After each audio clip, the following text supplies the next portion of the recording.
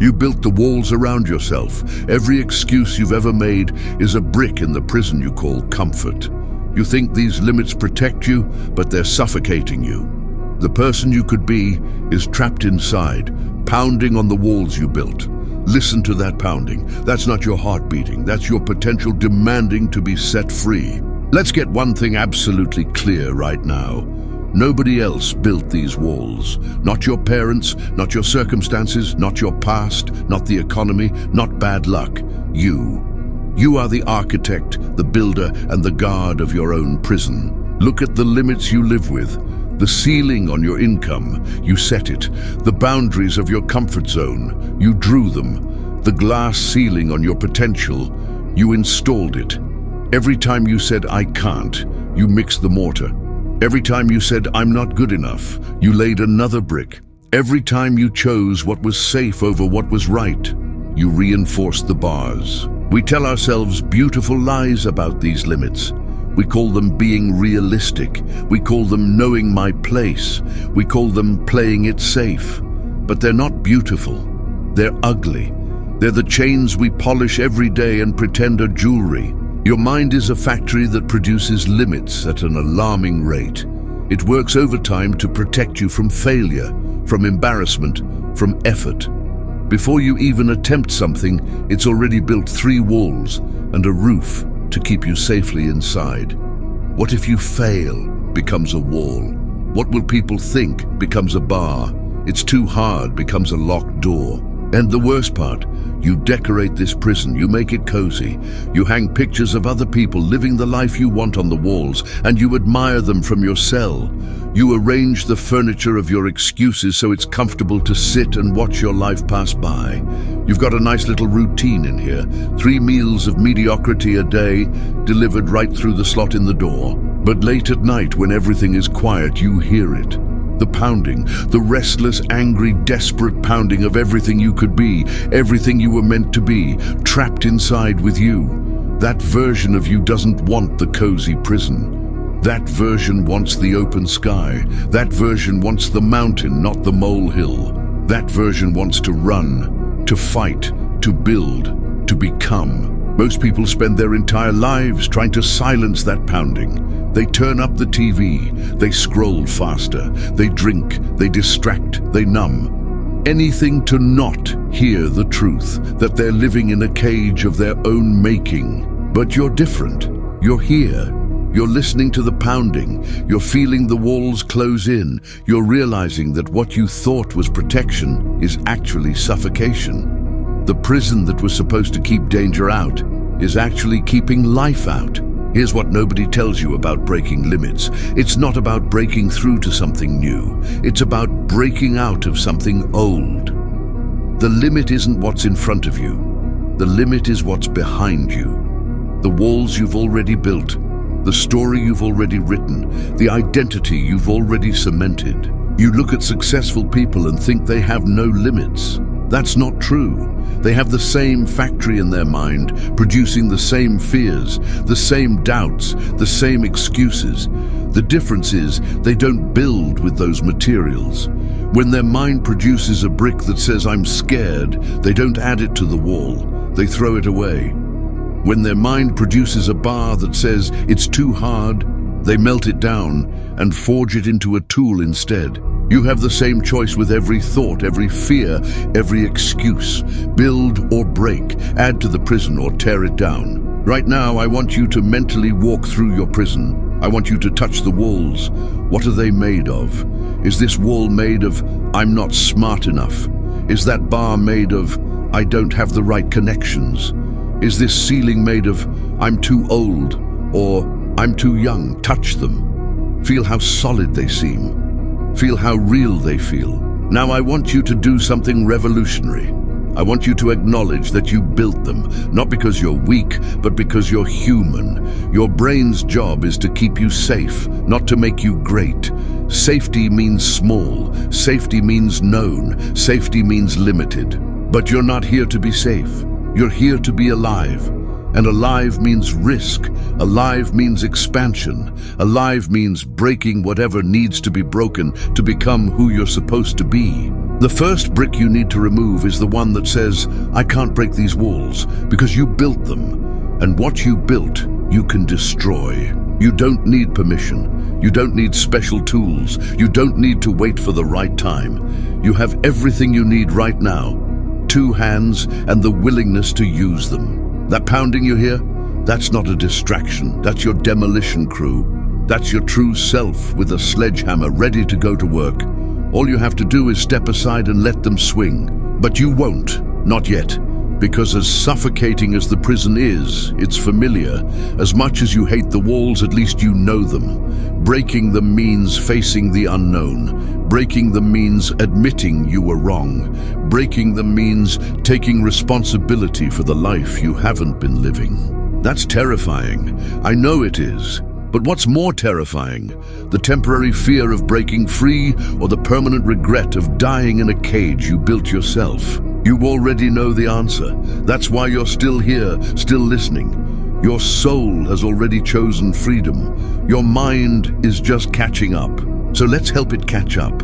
Let's expose the walls for what they are, illusions made solid by repetition. Let's prove to yourself that every limit you live with was built by you and can be broken by you. Starting with the most dangerous wall of all, the one that says you need an excuse to begin. Your mind is a factory, and its primary product is excuses.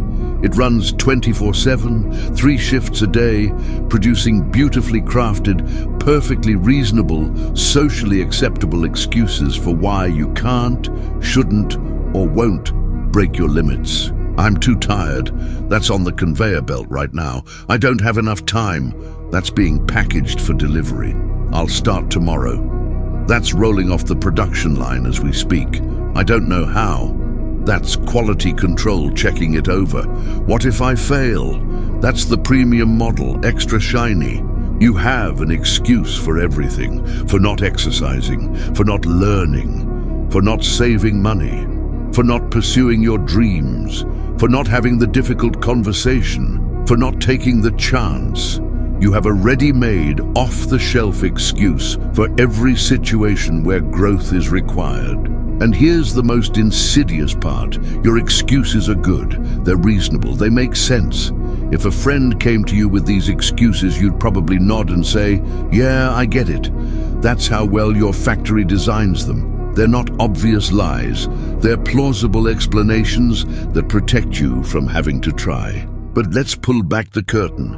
Let's walk onto the factory floor and see what's really happening. Every excuse has the same source material: fear.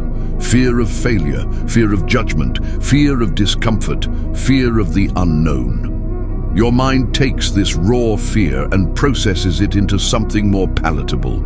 It dresses fear up in rational clothing and sends it out into the world as an excuse. I'm too tired really means I'm afraid of the discomfort of pushing through fatigue. I don't have time really means I'm afraid this won't be worth prioritizing over my distractions.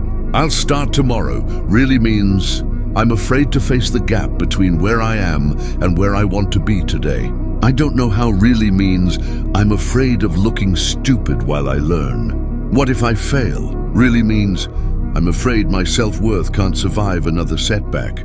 See the transformation? Fear in, excuses out. Your mind is a fear-processing plant disguised as a logic center. And you, the conscious you, the you reading this, you're the CEO of this factory. You sign off on every excuse that ships. You approve the production schedules.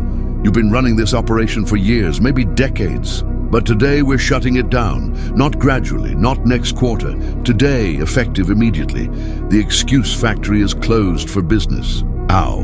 By doing the one thing the factory fears most, calling the excuses by their real names. By refusing to accept the processed product and demanding to see the raw material. The next time an excuse comes to mind, and it will, probably within the next hour, I want you to pause. I want you to intercept it before it leaves the loading dock. I want you to unwrap it and see what's inside. When you think, I'll skip the workout today, I'm too tired, pause, unwrap it. What's really inside? Is it fatigue or is it resistance? Is your body truly exhausted or is your mind afraid of the effort? 9 times out of 10, it's not your body talking. It's your fear wearing a body costume. When you think, I can't start that project, I don't know how, pause, unwrap it. What's really inside? Is it a genuine lack of knowledge, or is it fear of the learning process?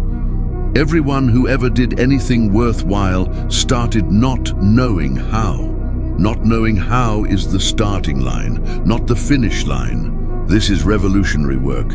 You're becoming an excuse detective. You're following the supply chain back to the source. And every time you trace an excuse back to its fear origins, you strip that excuse of its power. You expose it as a fraud, a protection racket run by your own mind. Pretty soon, you'll start to hear the excuses coming.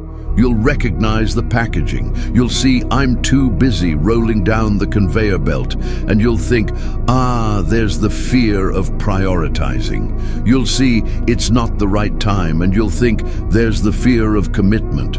And once you see the fear, you have a choice. You can let the fear win, which means letting the excuse stand.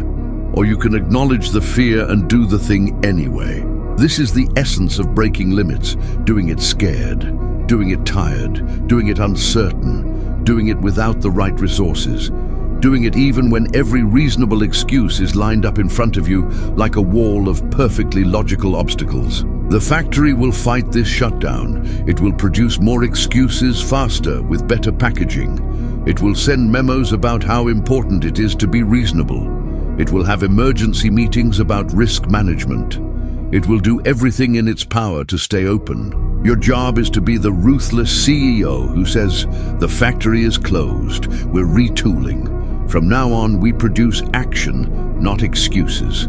We produce effort, not explanations. We produce results, not reasons. This means when the excuse comes, you acknowledge it and then you do the opposite. I'm too tired becomes your signal to move. I don't have time becomes your signal to prioritize. I'll start tomorrow becomes your signal to start right now. You're going to feel ridiculous at first.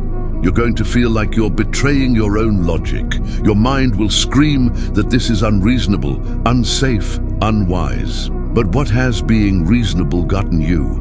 Walls, limits, a prison of your own making. Maybe it's time to try something unreasonable. Maybe it's time to be unreasonable in your commitment to breaking free. The world is run by people who ignored their own excuses. The buildings you live in, the technology you use, the art that moves you, all created by people whose excuse factories were either closed or operating at minimum capacity. They felt the same fears, they had the same doubts, they just didn't build with them. You have a choice today.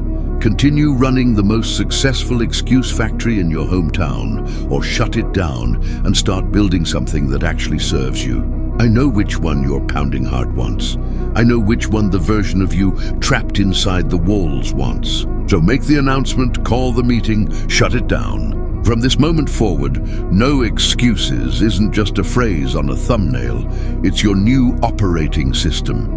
It's the law you live by. It's the foundation of everything you build from here on out. The factory is closed. The demolition begins now. There is a moment that comes right before every breakthrough. It doesn't feel magical. It doesn't feel inspirational. It feels like breaking. It feels like you can't possibly go on. It feels like every part of you is screaming to stop, to quit, to go back to safety. This moment has a name. It's called the breaking point. And everyone who ever broke a limit has faced it.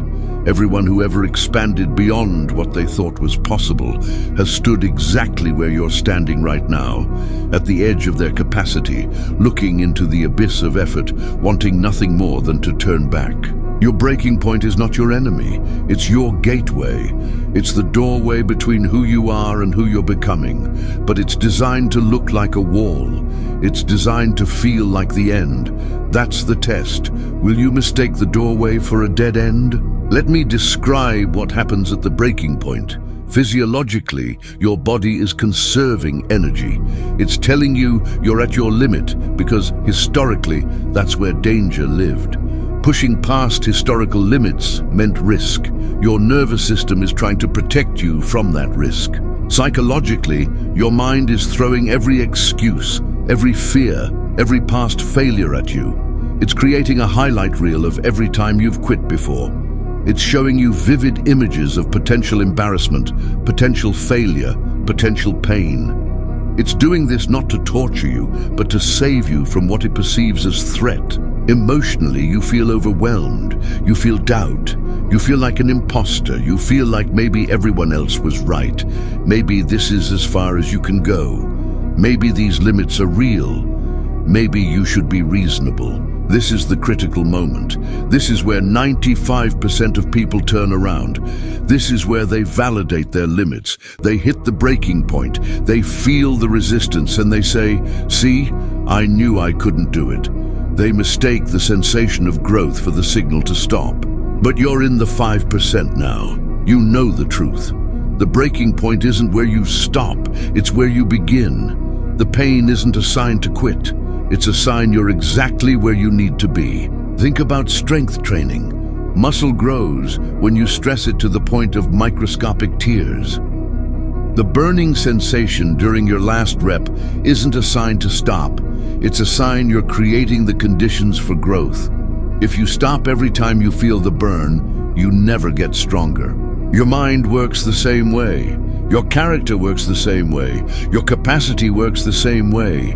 Growth happens at the breaking point, not before it. So how do you push through? How do you break when everything in you is screaming not to break? First, you get granular.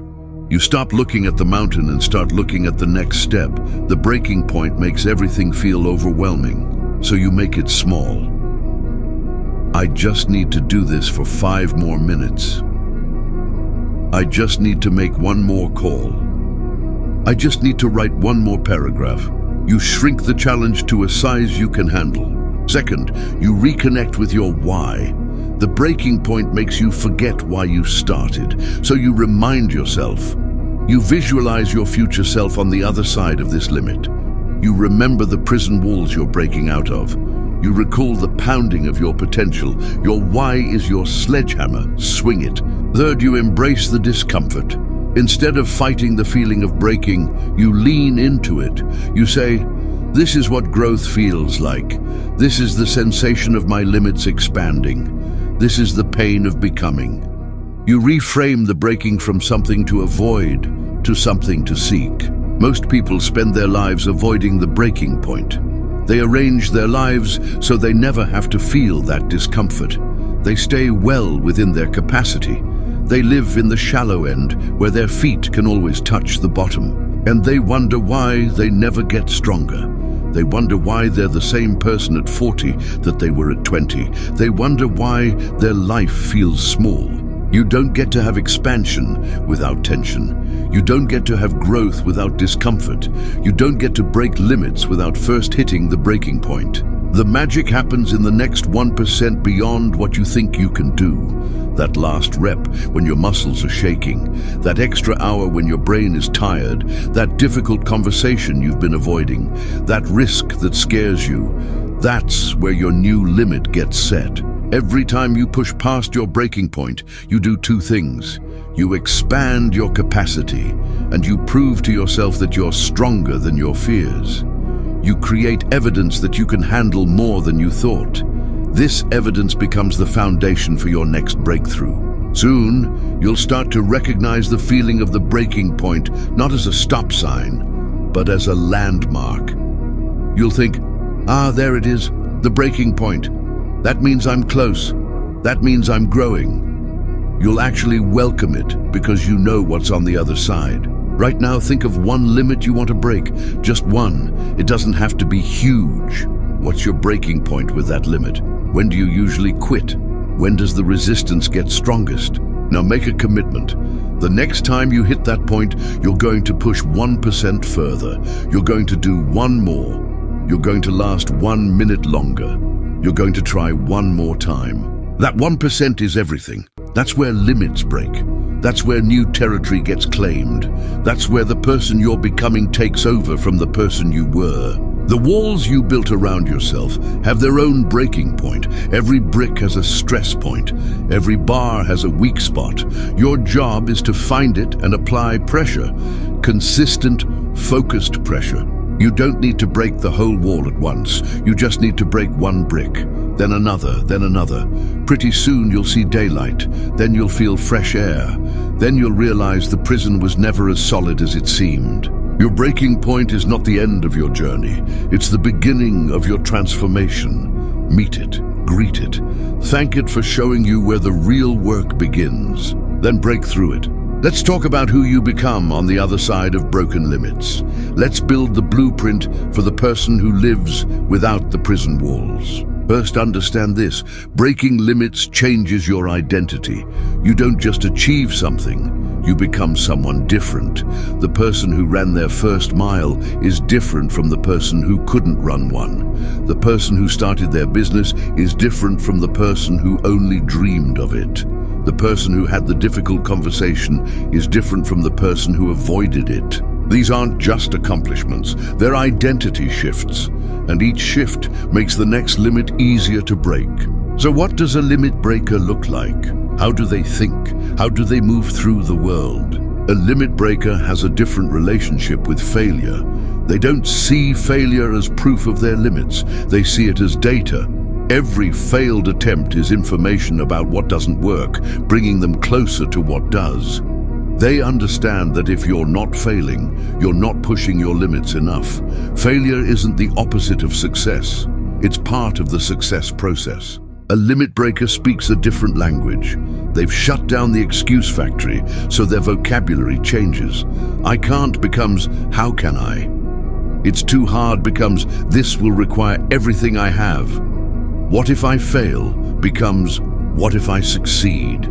The words they use either build prison walls or demolition equipment. They choose demolition equipment every time. A limit breaker has a high pain tolerance for growth. They understand that discomfort is the price of admission to a better life. They don't avoid discomfort. They schedule it. They seek it out. They know that the pain of discipline is far less than the pain of regret. So they choose their pain consciously, upfront, willingly. A limit breaker is obsessed with their future self. They make decisions from the perspective of who they're becoming, not who they've been. They ask, what would my future self do? And then they do it, even when their present self is scared, tired, or uncertain. They live in constant conversation with the person they're building. A limit breaker has a bias toward action. They understand that planning, preparing, and researching have diminishing returns. At some point you have to move. You have to try.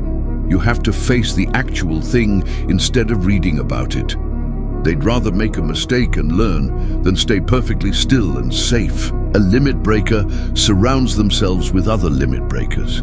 They understand that your environment is either breaking you out or locking you in. They distance themselves from people who live in the prison of excuses. They seek out people who are breaking their own walls, who speak the language of possibility, who understand the value of discomfort. A limit breaker practices radical self-honesty. They don't sugarcoat their situation. They don't pretend the walls aren't there. They look directly at their limits and say, I built these. I can break these. They acknowledge their fears without letting them drive. They admit their weaknesses so they can strengthen them. A limit breaker celebrates small breaks. They understand that breaking the big wall happens one brick at a time. So they celebrate every brick removed, every excuse rejected, every breaking point pushed through, every small limit broken. These celebrations fuel the next break. They create momentum. A limit breaker has a short memory for setbacks. They don't dwell on what went wrong. They learn, adjust, and move forward. They understand that looking backward keeps you in the past. Breaking limits requires facing forward toward the next wall, the next barrier, the next expansion. Most importantly, a limit breaker understands that breaking limits is not a one-time event. It's a way of life. It's a practice. You don't break your limits and then live happily ever after. You break one limit, And then you face the next one, and the next, and the next. This might sound exhausting, but it's actually liberating. Because once you understand that life is a series of limits to be broken, you stop being frustrated by them. You start seeing them as opportunities. You start getting excited by them. What wall can I break today? Becomes your morning meditation. The person trapped in the prison sees limits as permanent. The limit breaker sees them as temporary. The prisoner sees walls. The limit breaker sees doors. Right now, you're in transition. You're part prisoner, part limit breaker. You still hear the excuses, but you're learning to reject them. You still feel the breaking point, but you're learning to push through it. You still see the walls, but you're starting to see the weak spots. This transition is messy. You'll have days where you break through beautifully. You'll have days where you rebuild walls you thought you'd demolished. That's normal. That's part of the process. Your job is not to be perfect. Your job is to be persistent, to keep showing up at the walls with your sledgehammer, to keep shutting down the excuse factory when it tries to reopen, to keep pushing past the breaking point even when every cell in your body is protesting. Every day you have a choice. Reinforce the prison or expand your territory, build walls or break them, listen to excuses or take action. The anatomy of a limit breaker is simple. They choose expansion. Every time, in every decision, in every moment of doubt. They understand that their life is the sum of these choices. 1,000 choices to expand creates a life without limits. 1,000 choices to stay safe creates a life in a cage. You already have everything you need to become this person. You have the awareness of your walls. You have the feeling of the pounding inside. You have the desire for something more. Now you need the daily practice, the brick-by-brick demolition, the excuse-by-excuse rejection, the breaking point by breaking point perseverance. Start today, not with the biggest wall. Start with the most accessible brick. What's one small limit you can break right now? What's one excuse you can reject in this moment? What's one breaking point you can push through today? Do that, then do it again tomorrow, and the day after. Soon you won't be studying the anatomy of a limit breaker. You'll be living it. You'll be the blueprint. Others will look at you and wonder how you live without walls. They'll think you were born different. But you'll know the truth. You built your walls like everyone else. You just had the courage to break them. Let me describe what happens when the walls come down. Let me paint the picture of the life that exists beyond your self-imposed limits. First, the air is different. It's cleaner, it's fresher. It doesn't have the stale smell of excuses and fear. You can breathe deeply for the first time in years. Your chest expands. Your posture changes. You stand taller because there's nothing pressing down on you anymore. The light is different. It's brighter. It's not filtered through bars or dimmed by walls. It illuminates everything. Your potential, your path, your power.